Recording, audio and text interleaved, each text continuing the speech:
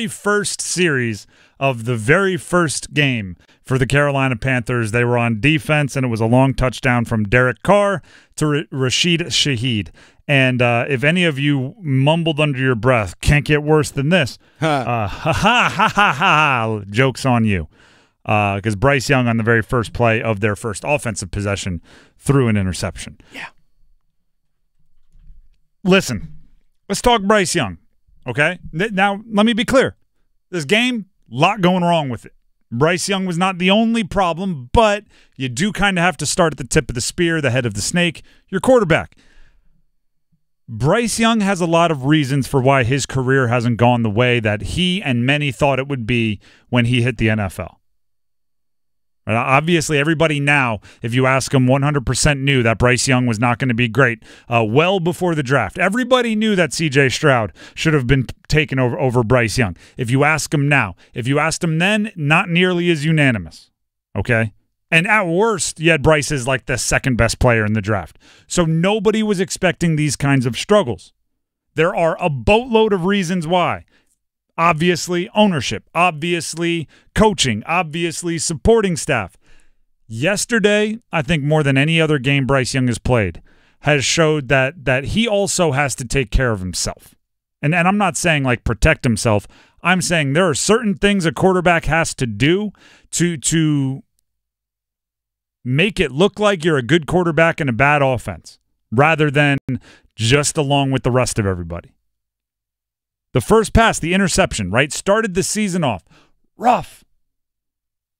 If you have a wide receiver and they're running a route, you have to get him the ball in a place he can catch it. That's it. If you have a clean enough pocket, a clean enough passing lane, and there's a wide receiver there, you have to throw at least a semi-accurate ball. Deontay Johnson maybe didn't have enough separation on the route, and maybe it would have been broken up when you threw it to him. I'm not saying it would have been a completion with a good ball. Jadeveon Sanders may have been getting driven back into your lap a little bit because he was asked to make a very difficult block. Maybe that was the case. The play call may not have been perfect. We can do that all day. But the quarterback's job is once you decide to throw it accurately. Or at least semi-accurately. Give your guy a chance. Deontay Johnson was the right fielder in a baseball game when off the crack of the bat, he doesn't even turn around to go chase it, right? He's just like, that's a home run. Yeah, that's over my head. I'm not even going to jump for this one. I'm not going to go run back to the wall. I'm not going to touch the warning track. Deontay Johnson just watched it sail over his head, and it was intercepted. The only reason that ball was intercepted was because it was a blatant overthrow. And there were multiple of those plays throughout the game. Again, was it all his fault? No. Was it Bryce Young's fault that the running game couldn't get going? No. Was it Bryce Young's fault that Rashid Shaheed was open down the middle on that opening drive? No. But if you just judge Bryce Young on the stuff that Bryce Young could control, yesterday was as rough as he's looked as a professional, and it darn sure was more rough than anything he put on the film at Alabama or high school. So maybe the roughest he's looked his entire career. Oh, easily. So I said going into the season, I'm treating this year like Bryce Young's rookie year, right? I maybe generously, but I decided last year, wash, right? The situation held him back in a way that it is unfair to judge. This year, rookie year, let's start fresh. First test, it's failure. He failed the first test. Again, that doesn't mean he's failing the class. It doesn't mean the whole year is a waste. Doesn't mean I'm benching him. Darn sure not doing that yet. Although I can see and hear all of the fans that are interested in doing just that. I'm not benching him. I'm not taking the keys to the car away.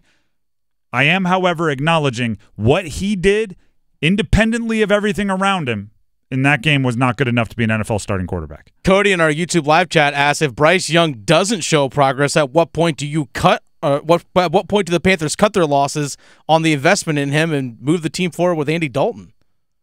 Well, this is the compliment and the insult of Bryce Young. If Bryce Young is that bad, then that makes me want to start him all 17 games even more. Because, that's a fair point. Because then it becomes about draft pick. If Andy Dalton can salvage 5, 6, 7 wins, Then you're just going into next year with a worse draft pick and still no quarterback. Which, by the way, it would be the ultimate Panthers thing. I don't see a quarterback I would love to draft super high in this one. So then this upcoming draft. So it would be the most Panthers thing to end up with the first or second pick again. But that's too far. We're getting too far. We're getting too far. Bryce Young, week 1, failure. Dave Canales, week 1, failure. Right? You're the coach. You're responsible for what you put out on the field. You got smoked. Those two guys need to have a meeting of the minds and come back with something significantly better in week 2. Dave Canales in the postgame was asked if Bryce Young did anything well. This was his answer. The pre-snap operation, that was kind of my biggest concern, and I thought we did a really good job. We had one delay a game. I think we were pretty close and up against the clock there a few times, but I think from that standpoint, gives us a chance with a good starting point to be able to have success in our plays. That's not confidence-inducing. Well, the quarterback, once the ball was snapped, I don't have much, but when he was just standing in the backfield kind of communicating, I really liked what he did. Hey, he relayed the play really well. Let's go. Yeah, he didn't. Let's go. Most of the time we were in the right play. Canales today, that was post-game. Canales today spoke of some of the missed opportunities Bryce had on Sunday. I would say from a footwork standpoint, I thought it was a solid day. As we went through the grades, looking at his footwork and the discipline of it, it was there. I think he missed a couple of throws. I think that he's learning some of his guys, and we've gotten all these reps and we got to keep accumulating those reps, but what I saw from him was just kind of like, missing a few of his opportunities that he had there. And I also have to give the Saints credit for covering us really well. And they made it hard, and they forced accurate throws. And that's something that we have to make sure we cash in on when we have those opportunities.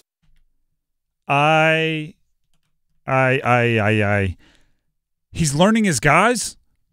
Don't you wish that there were like 3 games before the season that didn't count, right? Just almost, I don't know, preseason games where you could play your quarterback with his new wide receivers and maybe have him learn those. So then in the regular season, when the games do count, he's not learning them and off target and missing throws and putting the ball gift wrapped into the defender's hands for interceptions.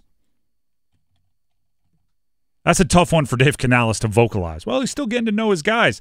That's kind of what your job was all preseason, and you chose to protect him and preserve him. I would love to know what you were protecting and preserving from the Carolina Panthers. Like, if we would have played him in the second preseason game, goodness gracious, we might have lost by a lot in week 1. He was asked about that not only yesterday but today, and he said everything's on the table in terms of evaluation, in terms of like looking through all that kind of stuff. It's like everything's on the table. This isn't 2020 hindsight, Dave. Yeah, I know. This was 2024. Everyone else was saying it all preseason. Yep. Everything's up for evaluation. Do it right the first time, and you don't have to reevaluate it the second time.